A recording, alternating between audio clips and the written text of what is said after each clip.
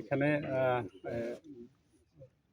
অবৈধভাবে বালু উত্তোলন করছিল। আমরা খবর পেয়ে এখানে আসি, সেনাবাহিনীর সহযোগিতায় এই গাড়িগুলো ধরা হয় এবং এখানে যে যাদেরকে ধরা হয়েছে তারা বলছে যে এটা ইজারাকৃত বালু মহাল, কিন্তু আমরা জানি বা আমরা এই নকশায় দেখলাম যে এটা যেখান থেকে বালু উত্তোলন করছে সেটি ইজারা দেওয়া নেই এবং এখান থেকে অবৈধভাবে বালু উত্তোলন করা হয়েছে এবং এই বিষয়ে যারা বালু উত্তোলন করছে তাদেরকে একাধিকবার নিষেধ করা হয়েছিল যে আপনারা যেখানে নির্দিষ্ট জায়গায় বালু মহল আছে সেই জায়গা থেকে বালু উত্তোলন করেন।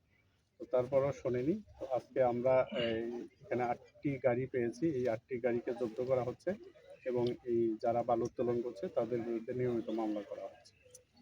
আর এই যে নকশার বাইরে যে তুললো, আরেকটা বিষয় একটু আগে বললেন যে বাতিল করবেন ইজারা বা হ্যাঁ, আমরা যেহেতু ইজারাদার নির্দিষ্ট স্থানের বাইরে থেকে ইজারা বালু উত্তোলন করেছে তার ইজারা বাতিলের জন্য আমরা জেলা প্রশাসন বরাবর চিঠি। তাহলে তো এই পুরো অংশটাই মনে হয় বাতিল হয়েছে।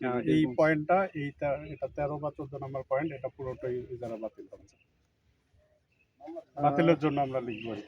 এখানে একটা বিষয় একটু মানে এটা তো সংযুক্ত আছে মেবি আমাদের যে দেবগঞ্জ ঘাটের দিক থেকে। এখানে অনেকগুলো দাগ, এই পয়েন্টটাতে অনেকগুলো দাগ, মানে শুধু এই দাগটুকু বাতিল করার জন্য। এই দাগটু না, এই পয়েন্ট।